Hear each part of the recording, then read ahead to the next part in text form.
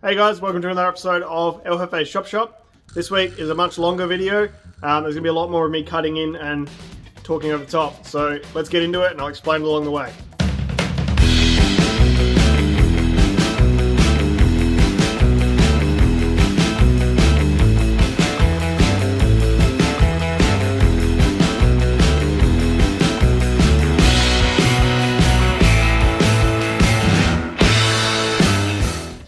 Alright, so the main point of this video is I'm taking a bunch of stuff interstate, grabbing some more stuff and coming back. So that's the TLDR.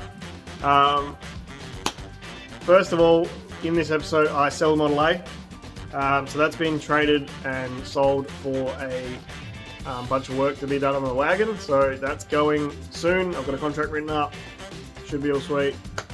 If not, then I'll do it for you guys. So the idea is the wagon is going to get the body work and the metal work done, get it all the way up to the paint stage, possibly include some of the paint stage, and then I'll have to get a bit more money and put it on top and finish it all off. So it's going to be a pretty expensive endeavour, but the wagon will be done once and it will be done right. So that's all that I care about right now.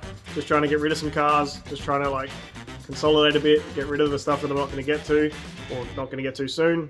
So in that consolidating, there's 4 main cars that I want to get to. So it's the K16, the Crown, the truck, so I'm getting the Leyland cab, which I'll show you maybe next week. So the truck, and then the K25. So they're the 4 cars that I really want to get to. So I can do race car stuff, I can do drag car stuff, I can do cruising, I can do bombing around in the little Corolla, I can do hills runs, tow stuff. So they're the 4 cars I'm getting to. So in that, the toy waste is going to get finished and go. The Model A is going / gone in this episode. And then I accidentally sold the Subaru. I was talking to someone and they said that their brother needed a car, and I have a Subaru and I don't really use it. I mean, only every day. So I sold that and now I have to drive the truck everywhere again. It's probably not the greatest idea, but I didn't have to advertise it and I made a bit of money, so whatever. So on to the main part of the video. So Dale is a good mate of mine. Tom is a good mate of mine. You guys wouldn't see Tom much because he lives interstate. But the 3 of us went to school from day 1 to almost the very end. Dale swapped schools near the end there. But pretty much known both of those guys for 24 years. We are the original trio from back in the day. So Dale was telling me that he was talking to Tom, and Tom has just moved to Victoria. He's in the Air Force and has to move around a bit. So he's just moved to Victoria and it sounds like he's staying there for a fair while. So he has a C10, which I'll show you in the video. And that is going to Victoria. So he got quotes to move that thing, and it was very expensive, which is fair enough. It doesn't really drive, so fair enough that it's expensive. I like road trips, so I said, I'll do it if you pay for fuel. So he was like, yep, no worries. So that worked out about 2/3 of the price of transport if he paid for my fuel. So then loaded everything up. While I was doing this, I was talking to a guy about the Dodge cab. He decided that he wanted to buy that and he needed to take it to his brother's house in Victoria. So I loaded the Dodge cab up. So Brenny's here, we got the cab onto his truck, and now we need to bump the trucks against each other and try and get it onto my truck.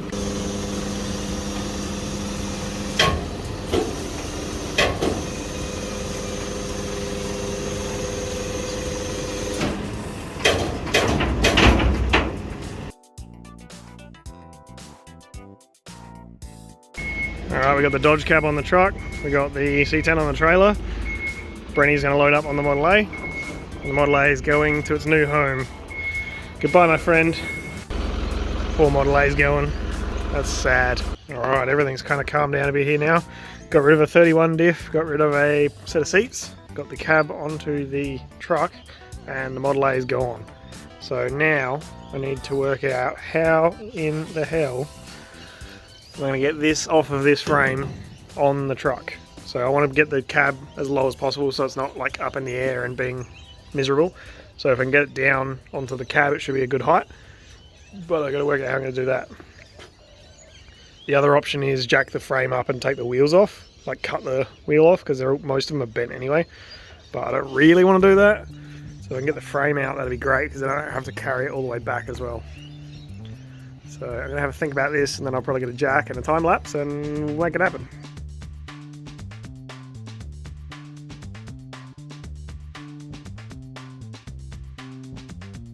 45 minutes to do that. Alright, we've got the cab on the truck, got the trolley out. That ratchet strap's just holding the doors shut. So I'll put another one, or probably a few, to actually hold the truck down. And then we should be good to go. I want to try and put a pallet under the front of it, but the pallet I've got to do that is under a 4K. So I need to sort that out first, which needs to go to Dale's tomorrow. So it's a bit of a thing, but we'll get that going. And then I've got to put wheels on here, the spare wheels for the truck. My toolbox back on here, and then we're good to go with the truck. Then I'm gonna put that on the back, or on the trailer on behind, and just check everything over, make sure everything's tight, make sure everything's strapped down, and then we can go on Sunday morning. So then we had the Dodge cab and the C10 ready to go on the truck. So I like going to Victoria. I get to see a bunch of mates that I don't see very often. Get to see Lee, get to see Justin, get to see their partners and their families, which is cool. And then I get to see a couple of people that I haven't met before in person, but I've spoken to on Facebook and stuff like that. So there's a few of those stops in here, and then I got to go see Tom, who I haven't seen for ages, and see his new place. So we loaded everything up, and then I realized that I didn't have anything to bring home. So I started looking for stuff to bring home, and I found an old service box to go on the back. So that thing is an AGL, like ex-electricity company, service box. So it's got all the doors and cupboards and drawers and all that sort of stuff on the back of a truck. The guy bought the truck and then decided he didn't want it, so pulled that off and put a tray straight on, and then this thing's been sitting for about 6 months. So I was like, oh, that's a bit weird. It's very cheap. It was only $1,000. Cost over $20,000 to have it made, like not very long ago. So $1,000. I was like, what a bargain. I'll go there. So I organised it with the guy. Everything's all sweet. Whilst talking to him, he mentioned tyre chains. And from Adelaide, we don't really have tyre chains or bad weather. And he said, as long as you've got tyre chains, you'll be fine. I need tyre chains to go up a mountain to get to his house, which is why it hasn't sold, because it's shitty to get to. So the idea was I'll go the other way, which is like the long way, which is an hour and a half longer and 300 kilometers further, because the road with the tyre chains is that bad that you have to go so slow. You can go the other way and it only takes like an hour and a half longer. Sweet. So the next problem with the road trip was I needed to get some tyres for my truck. So that should be a pretty simple process, you would think. So I thought, while I'm at it, I've got a spare set of rims. I'll get them powder coated, sandblasted, powder coated. They'll be nice and fresh, get some new tyres, chuck it all on. Don't have to worry about it for another 100,000 Ks or whatever. So I got the tyres all organised. They had 4 in stock, needed to get 2 more in. Easy. So they'll be here Tuesday, which is only a couple of days later, so that's perfectly fine. I've got 2 weeks before I leave for the trip. No worries. So gets a bit closer towards the days, so I get the powder coated wheels back, take them to the tyre shop, no worries. Yep, we've got 4, we'll mount them up, we're waiting on the last 2, no worries. So I put a pair on the front of the truck just so it gets rid of some vibrations and makes it a bit nicer. You can keep the other 2 and the other 2 powder coated rims, no worries. So that's fine. Comes down to Friday before I leave. I'm leaving on Sunday. It's Friday, so the last day of business really. This is when I was filming the video the other day for the Toyways. Someone mentioned it. Thank you, I did have a safe trip, it was good fun. So the tyres were not here, and my rims were locked inside a workshop, and everyone got COVID and couldn't open up until Monday. So I did a lot of calling around. A mate of mine owns a workshop next door. He went and got a phone number off the gate, rang the head office for that particular business. It's not their fault, so I'm not going to name them. They're super good dudes. And then anyway, got in contact after about 2 hours of calling people. Got in contact with one of the guys that works at the shop. Turns out he doesn't have COVID. They can't let him work by himself, and he's the only one out of the 4 guys that works there that doesn't have COVID. So he comes in, gets me all the wheels. I buy the 4 tyres that I have, get my 2 rims, take them to a different tyre shop, get them fitted up first thing Friday morning, maybe Saturday morning, I can't remember which day it was at this point. Get them all fitted to the truck. Everything's all sweet by Friday night. So I've got a day clear, which is fine, that's wicked. So then load the truck up, load the Dodge cab on the back, load the trailer up, all the tools, all the things, all the everything. The cab's full, everything's ready to go. Let's hit the road. All right, it's Saturday night, going to leave first thing in the morning. So we've got Tom's C10 on the back.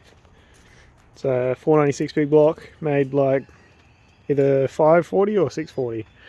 We got the Dodge Q cab, we got some spare tyres, we got some tools, got some clothes and stuff, and all the parts required. So we're leaving at 6 o'clock in the morning. See how we go. Alright, it's 6:05. Got all my stuff.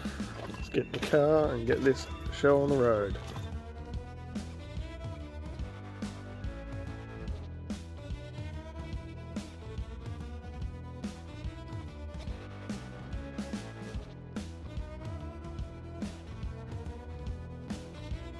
Just going to jump out and check the straps. We're at 25 k's from home, just at the bottom of the freeway.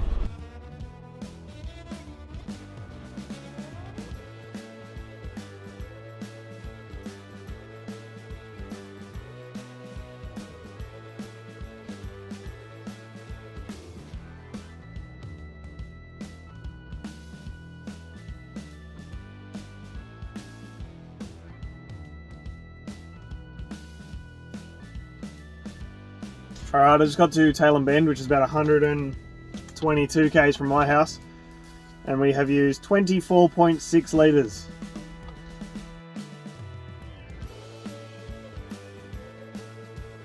Alright, so day one is upon us. Where am I headed? So day one, nice and easy, 600 k's to Lee's house. So we're going to go see Lee, Michaela and Isla. So since last time I saw Lee and Michaela, they have gotten pregnant, had a baby, and the baby's now 19 months old. So I haven't seen them for a long time, and I was super keen to catch up with them. Lee's a good mate from a long time ago, and I don't see him very often, so I was super keen to get there. So day one, let's knock it out.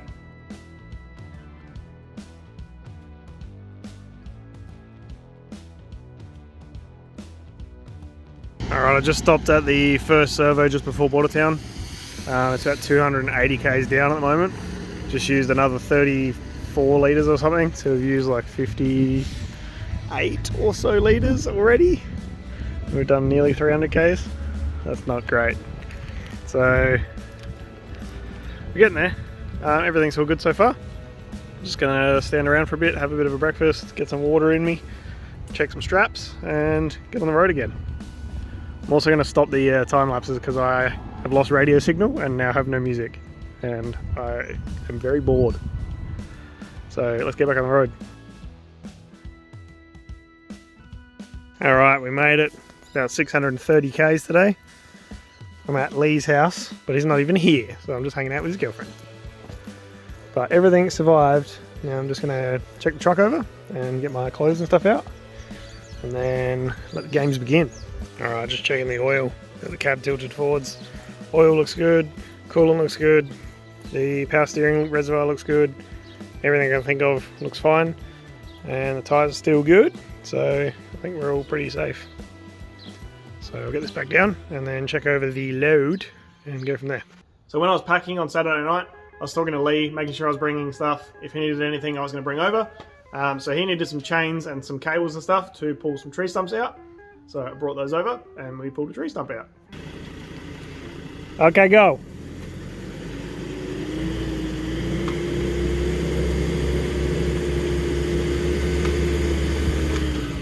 Perfect.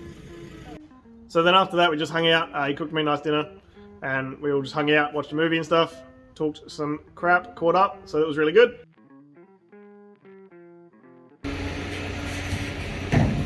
Made it. Stop number one, Castlemaine Rod Shop. Hell yeah.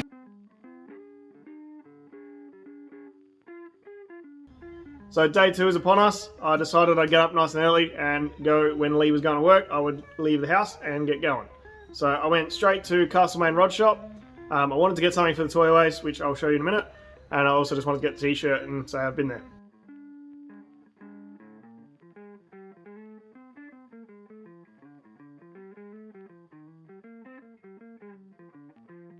Have you really been somewhere if you didn't buy the t-shirt?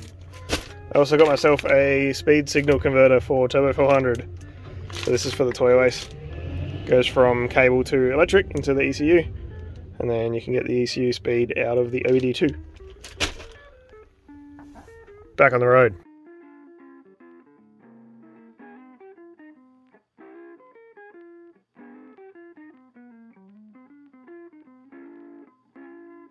So the next stop is a guy called Peter. He's building a Model A Tourer. So mine's a Tudor, his is a Tourer. His is a 28, mine's a 29, I think, or it's 28 as well. Can't remember now. And he is building this LS Auto Jag rear end. Just a really cool hot rod. It's got all the bits and pieces underneath it. Everything's been shortened. Everything's been as finely tuned as possible. Everything's super tight. Everything's nicely painted. Everything's nicely finished. And then the outside, rusty and old and patinaed and looks all original and just absolutely trashed, which is exactly what I want to do with mine. But I'm not going to get there. So for now, I'm just going to live vicariously through Pete. So I swapped him the quail off the front of the radiator from my car because it's a nice and patinaed one. It suits his car a lot better than it suited mine, and then he gave me a reproduction, really nice one, which I put on the car and has gone with the new owner.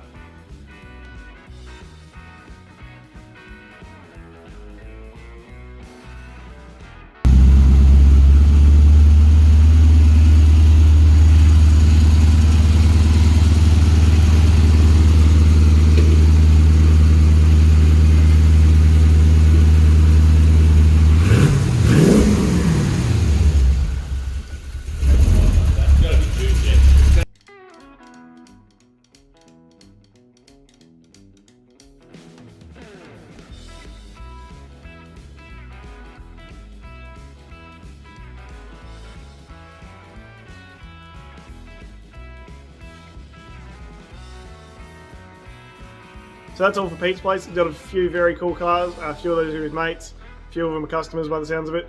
Very cool workshop, very cool dude, very cool Model A. So the next stop was to go to a guy called Roller Dave. I've only been talking to him on Facebook. I've seen him around a long time. I've been in the Corollas for a long time. He's been in Corollas for a long time. So he's got a few really cool Corollas. He's got a K25, which is really nice. It's been painted a little bit, but it's fairly original. It looks really good. It is for sale. And then there's a T27, which is like the bee's knees of Corollas.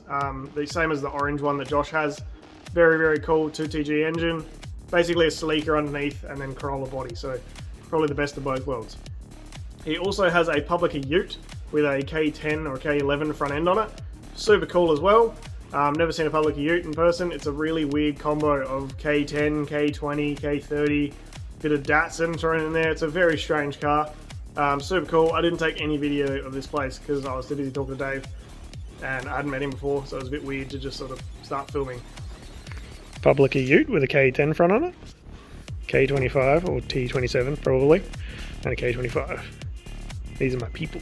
So I didn't really film much at Dave's. I was too busy talking about the Corollas and nerding out. So that was pretty good, but there's not much footage of it.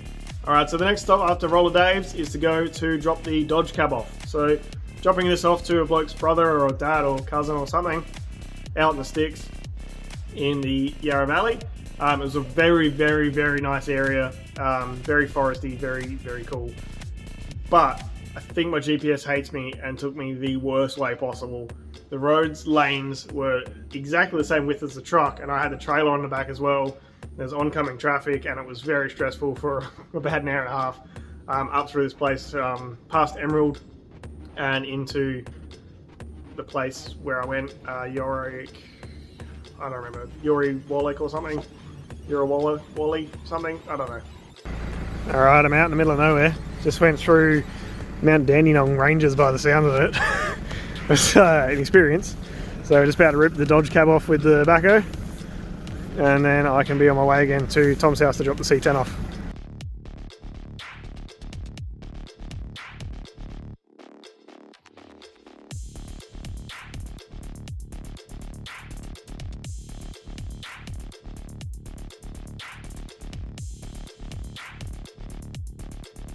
So we got there, unloaded the Dodge cab, and that's the last I'll see of it, which is pretty sad because I've had that thing for a long time. So a bit bummed out about that, but it's gone now. It's gone to a good home. We've been calling it the barbecue for a long time because it got burnt and it's a Dodge Q.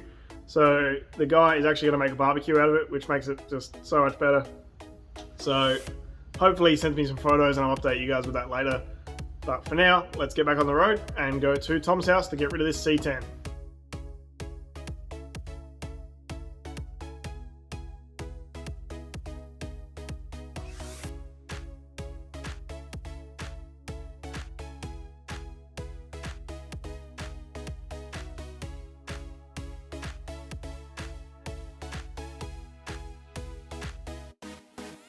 So then the drive to Tom's house. So he lives on the east coast of Victoria. So just kept driving. It was about 2.5 to 3 hours from where I dropped the cab off. Got all the way over there, parked up for a bit, wanted to get out and stretch my back because at this point I was pretty sore. And then had some dinner, very nice, made some enchiladas and cheesecake, real good. So then unloaded his C10. It maybe a little bit fell off the trailer, but it's all still good. So I got that off, grabbed a wheel for Dale that Tom has had for God knows how long, couple of years by the sounds of it. Strapped that onto the truck. Then I was completely empty other than my tools and a few spare wheels. Alright, made it to Tom's house. Just had dinner and we're gonna unload this C10. It's a C10, everybody. I'm gonna get this off the trailer and put it in the carport.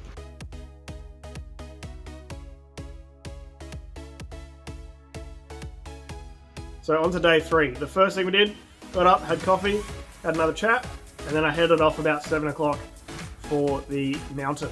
Alright, so heading off to go get the service tray.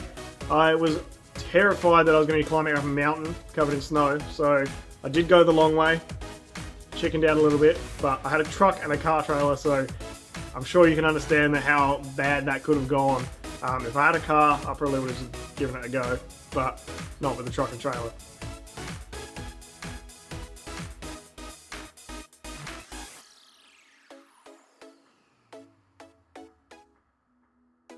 Alright, so it's day 3. I've just done about 230 Ks, 330 Ks. So I just made it through Melbourne and just back on the freeway heading up towards Bendigo. I've taken a bit of a turn because I'm going back around to the top. So I've just stopped for fuel, fuel up, have a bit of a break and then get back on the road. Probably another like 3 hours and then we can pick up this tray. And then another 3.5. And then another hour. You haven't missed anything on the hyperlapses. I've done one turn and I saw a McLaren and I saw a hot rod. That's pretty much it. The rest of it was highway and trucks, so it's really exciting. Alright, just taking a bit of a break here at the servo. Just thought I'd take a time to review the truck. So I've done like 1300 Ks now, a bit over. My only complaint is the seat. So it doesn't really do 110 with the full load that I had, but that's pretty fair because it was quite heavy. Now that it's empty, it's fine. It's a little bit jostly, so like the suspension's probably a bit hard, but other than that, if the seat was nicer, the suspension would be bearable. So better seat when I go to the other cab. Other than that, everything's pretty good. There's a bit of a dead spot in the steering wheel when you point it straight, so if I'm on the freeway going kind of slow, it's got a bit of like play, so you kind of end up wandering along the line a bit, which isn't great. Yeah, other than that, it's been really good. What a rig. So this is just over halfway in the trip, so it's really, really good so far. Alright, I'm about half an hour away from this guy's house, but I'm seeing mountains and such, so I'm going to put you on time lapse. This is the mountain I was going to have to drive over if I went the other way. It's foggy. Must be real damn cold up there, hence the skiing and stuff. Time lapse.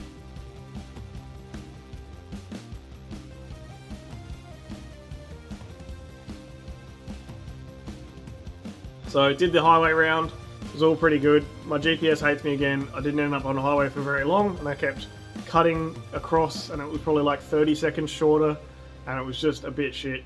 So got all the way there, it took about 6 hours I think, 6.5 hours to get to this guy's house. Then we loaded on the service tray with a forklift. Look how pretty this area is. And we're still doing redneck stuff. Bit of yeehaw about this. So the forklift is probably actually a backhoe and it was kind of small for what we were trying to do, but we got it on there and it probably took us about an hour and a half to get it on there, get the trailer off. So we had to take the trailer off, take all the stuff off the tray, load the service tray, then strap it down, then load everything back up and then hook the trailer back up again.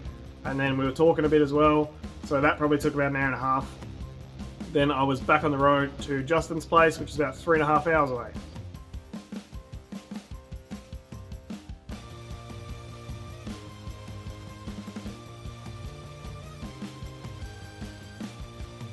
Alright, we got the truck box loaded up. I'm just heading back towards Bendigo now.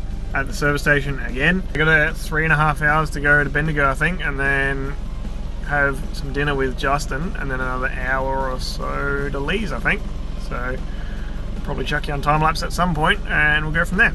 So if you don't know who Justin is, he owns Peaches, which is probably one of the best K10s in Australia. Supercharged 5K from memory, lots of head work done, makes about 120 kilowatts or something like that, 120 horsepower maybe. And it's just really, really cool little thing. Heaps of little tiny things that you'd never notice unless you're a K10 nerd like me. Rounded doors and little indicators and all sorts of stuff just been shaved and moved, and it's just really nice. I do really love his car, and he's such a good dude, and his family's really nice. So I haven't seen them for a few years either. So I went and saw them, hung out for probably 2 hours, and then decided to do the last hour to Lee's house, stay there again for the night. This was probably the hardest hour of driving that I did in the whole trip. It was about 10 o'clock at night by this point, and I've been driving since 7. I've been up since 6, driving since 7, so it's been a huge day. And then the last hour to get to Lee's house was really hard. For about 1/3 of it, I was in Bendigo itself and going through a town, which was fine.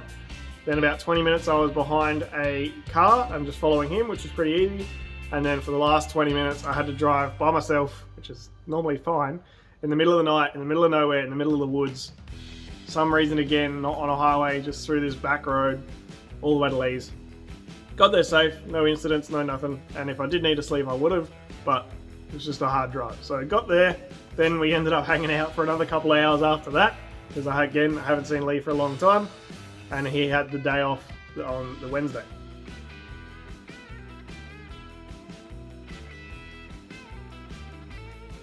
So then that brings us to the Wednesday morning. We went and got some bacon and eggs from Coles, and Lee made me breakfast, which was really nice of him.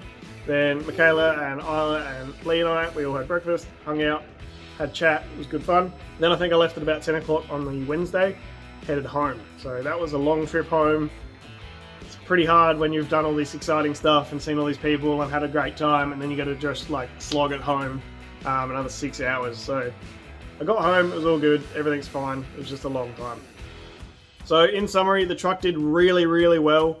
Not a single issue with the truck, not a single issue with the trailer, not a single issue with anything coming loose or falling off. Just could not have gone better. Really, really well done.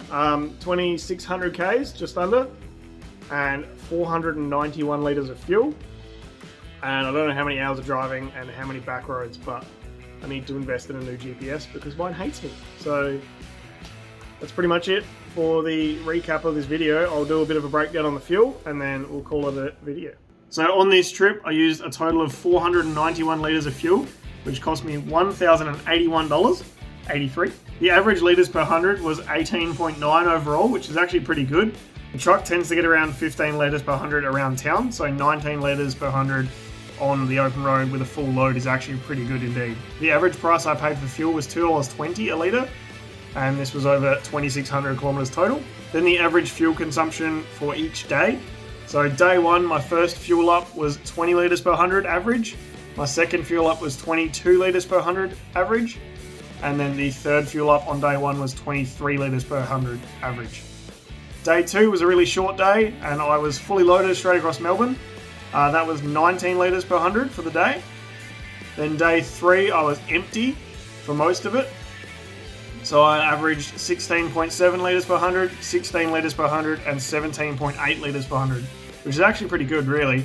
That's with the car trailer on the back and just the tools and spare tyre and stuff. Then day four is when I had the serviced cab on the back and did all of the driving home. So that was 19.6 litres per 100 and 17.8 litres per 100 down the expressway to my house.